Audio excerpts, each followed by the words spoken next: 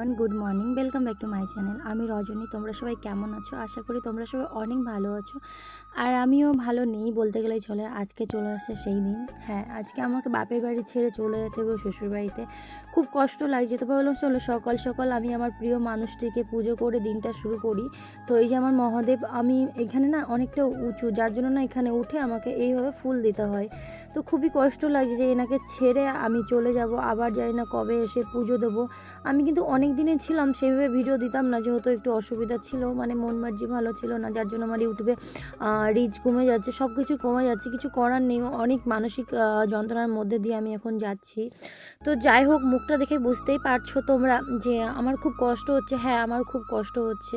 2 মাস থাকার পর যখন যাওয়ার টাইম আসে না, 2 মাস হোক, 2 দিন হোক, 3 দিন হোক, খুব কষ্ট হয়। কিন্তু মেয়েদের না এই যে জীবনটা না খুব আজব, ছেলে মানুষটা কখনোই বুঝবে না। আমার এতটা কষ্ট হচ্ছে যেটা তোমাদেরকে আমি বলে বোঝাতে পারবো না। তো আমি ভয়েসটা দিচ্ছি, এখন আমার এই ভিডিওটা দেখছি আর আমার খুব কান্না পাচ্ছে। কারণ এই ঠাকুরটা না, মানে এই ভোলেনাথ আমার অনেক শখের, অনেক প্রিয়। কারণ আমার বাবা আমাকে ব্যাঙ্গালোর থেকে এনাকে এনে দিয়েছিল। আমি খুব ভালোবাসি তো ভোলে বাবাকে। তো বাবা আমাকে ব্যাঙ্গালোর থেকে এনে দিয়েছিল অনেক সযত্ন করে। আমি পুজো মানে 10টা বছর, 11টা বছর এনাকে পুজো দিয়েছি। পুজো না দিলে আমার মনটা ভালো লাগে না। তো খুব কষ্টই লাগছে। তো ভাবলাম চলো আজকে যখন চলেই যেতে হবে, আমার তো থাকার কোনোভাবে সম্ভব নয়। মেয়েদের তো এটাই যে একটা বাড়ি ছেড়ে আর একটা বাড়ি গিয়ে যেতে হবে। তো ভাবলাম ওনাকে দিয়েই আমার দিনটা শুরু করি। তো পুজো টুজো দিয়েই দেখো আমার ব্যাগপত্র সব কিছু গুছিয়ে রেখেছি। ভাবছি যাবো করে গুছাচ্ছি না, মানে এতটা কষ্ট লাগছে যে এই আমার প্রিয় রুম, আমার প্রিয় জিনিসপত্র সমস্ত কিছু দেখো পুরো ফাঁকা হয়ে পড়ে থাকবে। আমি না যেমনভাবে রেখে যাব, আমার মা কিন্তু ঠিক তেমনভাবেই না প্রত্যেকটা জিনিস রেখে দেবে। দেখো আমার ঘরের কোনায় কোনায় কিন্তু ভোলে বাবার ফটো একটা একটা করে আছেই। তো এখানে ভিডিওটা হয়তো অনেকে বলতে পারে ন্যাকামি ঢং অনেক কিছু, সবাই তো আসে না। আমার সত্যি কথা বলতে খুবই কষ্ট হচ্ছিলো। আর ভয়েসটা আমি দিইনি কারণ পাশে টিভি চলছিল, অনেক জোরে আওয়াজ হচ্ছিলো, যার কারণে আমি ভয়েসটা দিতে পারিনি। তো আমার এতটা পরিমাণে কষ্ট হচ্ছিলো যেটা তোমাদের আমি বলে বোঝাতে পারবো না। হ্যাঁ, একটা মেয়ে আর একটা মেয়ের কষ্ট হয়তো বুঝবে বা জানবে। আর অনেকটা বললাম না মানসিক যন্ত্রণার মধ্যে দিয়ে যাচ্ছিলাম। তো এখানে বাবা নিয়ে আসছিলো, আর আজকে আমার বাবা, মা, ভাই, বোন আর আমার সমস্ত প্রিয় শখের জিনিসপত্র, আমার প্রত্যেকটা জিনিস ছেড়ে আমাকে চলে যেতে হবে। তো এখানে আমি কান্না করেও পরে হাসি খুশি দেখাতেই হবে, কিছু করার নেই। তো ছেলেকে স্নান টান করে পাউডার মাখিয়ে দিয়েছি, দেখো বাবার সঙ্গে শুয়ে আছে। তো এই জিনিসগুলো খুব কষ্ট লাগে, কেন জানি না। আমার বাবা আমার ছেলেকে খুব ভালোবাসে, তো বাবারও মনটা খারাপ হয়েছে, দেখতেই পাচ্ছে। বাবাও মানে কষ্ট পাচ্ছে, হয়তো কিছু একটা মানে প্রকাশ করছে না, যাই হোক। তো বাবাও খুব খারাপ লাগছিল। মা এদিকে তাড়াহুড়ো করে রান্না করেছে, কারণ মা আর ভাই তো আমাকে দিতে যাবে, আর অনেকটা দূরের রাস্তা। তো মাকে বললাম হালকা পাতলা করো, যেহেতু বাবা বাড়িতে থাকবে। রাতের খাবারটাও মা করে দিয়ে যাচ্ছে, ডিম ভাজা, আলু ভাজা, মানে ওই কী বলবো, আর এইসবই হালকা পাতলা খাবার। তো তারপরে একসাথে আবার বাবা আমি ছেলে খেতে বসে গেলাম। আবার যাই না কবে খাবো, কবে আসবো এই বাড়িতে। তো খুব কষ্ট লাগছে আমার বাবার, কিন্তু জানো শরীরটাও খারাপ হয়ে গেছিলো যখন আমার ছেলে চলে আসছিলো।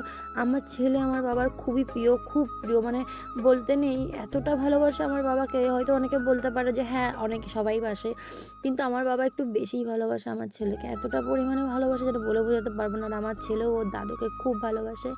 তো ও তো এখন অতটা বুঝে উঠতে পারে না কষ্ট, মানে ভালো লাগা ভালো মন্দ। তো এখানে আমরা খাওয়া দাওয়ার পরে দেখো সোজা চলে আসছি স্টেশনে, আমাদের মাঝিগ্রাম স্টেশনে। আমরা বনগাঁ হয়ে যাব, যেহেতু হয়ে গেলে কী হয় বলো তো, এতগুলো ব্যাডিং তো অসুবিধা হয়, সিট পাওয়া যায় না, খুব কষ্ট হয়, যার জন্য বনগাঁ হয়ে যায়। তো এখানে অনেক ব্যাডিং হওয়ার কারণ আছে, অনেক কিছুই নিয়ে যায় প্রত্যেকবারই, কিন্তু আমি বলি ব্যাডিং হবে না করে প্রত্যেকবারই ব্যাডিং হয়।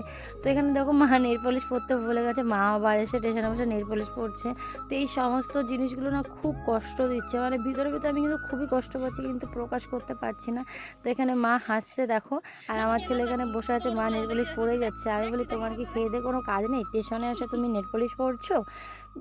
তো এই করতে করতে 2-5 মিনিট পরে আমাদের ট্রেনটা চলে আসে, আর ওইদিকে ট্রেনটাও ছেড়ে দিয়েছে, যেটা রানাঘাট যাচ্ছে। এখানে ট্রেনে বসে বললাম চলো একটু ভিডিও করে নিই। লোকটার মুখে ভাবটা দেখো, মনে হচ্ছে কি ওকে কী এমন করে দিয়েছে, হাসি খুশি দেখাচ্ছে, কিন্তু সত্যি বলছে আমার এবার এতটা করে আছে কেন বুঝতে পারছি না। আর এখানে দেখো মা বসেছে, মার হাসিটা দেখো, যতই মার সঙ্গে আমি ঝগড়া ঝাঁটি করি না কেন, দিন শেষে ওই মাই কষ্ট পাবে, কেউ বুঝবে না আমার কষ্টটা।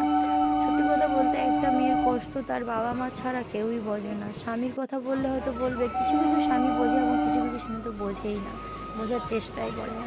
মা বাবার জায়গায় হয়, শ্বশুর শাশুড়ির জায়গায় হয়। আমার মা কিন্তু প্রত্যেকবার আমাকে এত এত জিনিস দিয়ে দেয়, যেটা আমি আনতে আমার খুবই কষ্ট হয়, কিন্তু তারপরেও কষ্ট করে আমি নিয়ে আসি।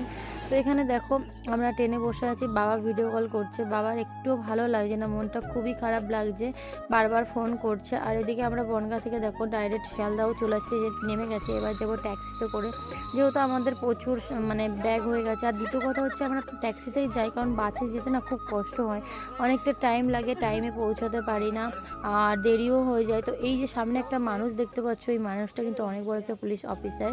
তো আমি প্রথমে বুঝতেই পারিনি, কারণ না আছে মানুষটার মধ্যে কোনো অহংকার, না আছে কোনো দেমাগ, কিছুই নেই। আমার ছেলে ওনার ফটো দেখে বলার পরে ছেলেটা মানে উনি বলছে হ্যাঁ আমি বিএসএফ 7 ইন্সপেক্টর। তো তারপরে জানলাম হ্যাঁ দেখো ওনার মনে একটু অহংকার বহংকার কিচ্ছু নেই। তো এই যে দেখো শিয়ালদা স্টেশন থেকে আমরা ছেড়ে দিয়েছে, আমরা ট্যাক্সিতে বসে আছি। আর আমার না খুব খারাপ লাগছিলো, যত যত করে স্টেশনগুলো পার হচ্ছে না, তত তত করে খুব কষ্ট হচ্ছে, যে না জানি আবার কবে আসবো, কবে আমি এখানে আসবো, খুবই কষ্ট হচ্ছিলো। তো এখানে দেখো ওনার সাথে কথা বলতে বলতে সবাই আনন্দ ফুর্তি করতে করতে যাচ্ছি। কষ্ট তো চেপে রেখে তো যেতেই হবে, কিছু তো করার নেই।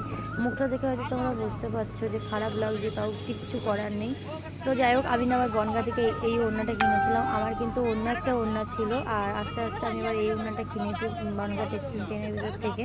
তো এখানে বকবক করছি, ভাই বলছে আমাকে না ভিডিও করবি না, তোর ফোন আমি ফেলে দেবো, মানে ও ক্যামেরার সামনে আসতেই চায় না, কেন জানি না। তো যাই হোক, মাঝে মধ্যে একটু লুকিয়ে লুকিয়ে ওকে ভিডিও করেছি। আর এখানে দেখো ঢুকে গেছি গঙ্গামা, মানে হাওড়া ব্রিজ। আমি না আগে খুব ভাবতাম যে হাওড়া ব্রিজ কেমন দেখতে, কখনো কি আমি যেতে পারবো। তো বলতে নেই, আমাকে যখনই বাপের বাড়ি আসতে হয় তখনই আমি গঙ্গাটা দেখতে পাই, প্লাস হাওড়ার ব্রিজটাও দেখতে পাই। আমার ছেলেকে বলছি বাবা নম করো মা গঙ্গা। মানে ও নমস্কার করতে করতে এই যে গঙ্গার ব্রিজটা বললাম চলো তোমাদের সঙ্গে একটু শেয়ার করি। হয়তো বলতে পারো কেন করছো, দেখো আমার কাজই তো এটা, যে আমি যেটা দেখবো বা আমি যে কাজকর্ম করি সেটাই তো তোমাদের সঙ্গে আমি শেয়ার করি। তো যাই হোক, তারপরে এখানে হাওড়া এসে অনেক, যেহেতু আমাদের লেগেছিলো 600 টাকা বলছিল কুলি, আমি 600 টাকা দেবো না, 100 হলে বলো যাব। তো আমাদের 17 নম্বর প্ল্যাটফর্মে যেহেতু, ওই জন্য দেখো একটা মানুষ কতটা কষ্ট করে, মানে একজন বাবা কতটা কষ্ট করে, এই যে ব্যাগগুলো আমরাই আনতে পারছি না 3-4টা মানুষে, আর ওই মানুষটা সামান্য কিছু টাকার জন্য কত কষ্ট করে 17 নম্বর প্ল্যাটফর্মে দিয়ে গেল।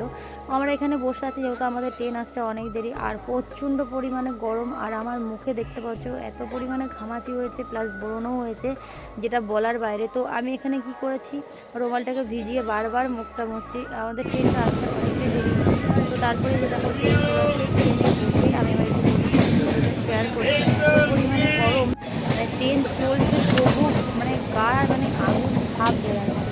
আবারও দেখো আমার বাবা ভিডিও কল করেছে, মানে বাবার মনটা মানছেই না, বারবার ফোন করছে বারবার, মানে ওনার পরানটাই চলে আসছে, মানে এমন হচ্ছে। আর বাবা এখানে বলছে যে তোরাও চলে গেছিস, আর আমারও খুব জ্বর আসছে, বলেন একটা মায়ের চোটে না বাবার জ্বর চলে আসছে।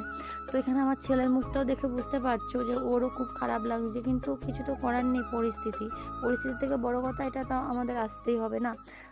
অ্যাকচুয়ালি আমিও পর হয়ে গেছি, আমার বাচ্চাটাও পর হয়ে গেছে, এখন তো চাইলেও থাকতে পারবো না। তো দেখো বারবার বাবা চোখের জল মুছছে, আর আমার ছেলের সাথে কথা বলছে, ও ট্রেনের ভিতর থেকে এই জিনিসগুলো কিনেছে, বাবার কিন্তু খুবই কষ্ট হচ্ছে, কিন্তু কিছু করার নেই না, বারবার বলছে। তারপরে যে খেলনাগুলো আসছে, খেলনাগুলোর দাম কিন্তু বাইরে 40 টাকা, ট্রেনের ভিতরে নিল 70 টাকা। এখানে ভাইকে ভিডিও করছি, ভাইও রাগ করছে, ওই যে বললাম ক্যামেরার সামনে ও আসতেই চাইছে না। তারপরে দেখো মায়ের গরমের চোটে এত কষ্ট হচ্ছে, এটা বলার বাইরে নেই। আর প্রত্যেকবার যখনই আমরা যাই, এই নদীটা কী নদীর নাম জানি না, তো কেউ যদি জেনে থাকো প্লিজ কমেন্ট করে বলো। তো প্রত্যেকবার খুব ভালো লাগে নদীটা দেখতে। তো দেখো এত জল হয়েছে, আর এখান থেকে যখন যাচ্ছিলাম না, মনে হচ্ছিল জীবনটা ফিরে পেলাম, মানে নদীর জলের একটা ঠান্ডা ঠান্ডা হাওয়া আসলো না, খুবই ভালো লাগছিল। আর এই যে অনেক বড় নদীটা, আর সন্ধ্যা মানে বিকাল টাইম তো খুব সুন্দর লাগছিল দেখতে। চল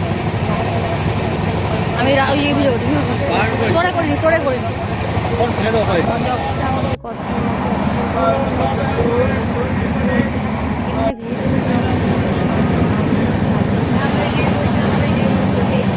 বলার বাইরে।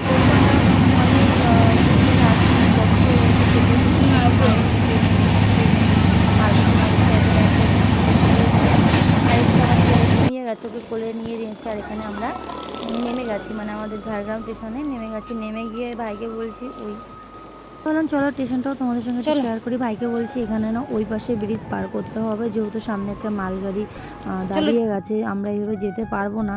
তো যার জন্য ব্রিজ টিজ পার করে চলে আসছি। সেদিন আর কোনো ভিডিও দিইনি, কারণ অনেক অসুবিধা ছিল। তো এই দেখো আমার রুমের অবস্থা, এত বিধি খিস্তি হয়েছে যেটা তোমাদের বলে বোঝাতে পারবো না।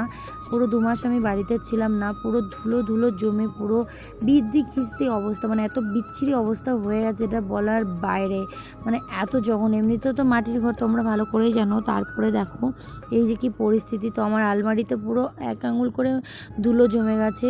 তো সেইগুলো পরিষ্কার করতে আমার পুরো 1-2 দিন লেগে গেছিলো, আর অনেক কষ্ট হয়েছিল।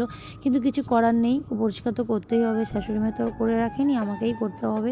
তো ভাবলাম চলো তোমাদের সঙ্গে একটু শেয়ার করি। তো চলো আজকের মতন টাটা বাই বাই, দেখাচ্ছে অন্য ভিডিওয়।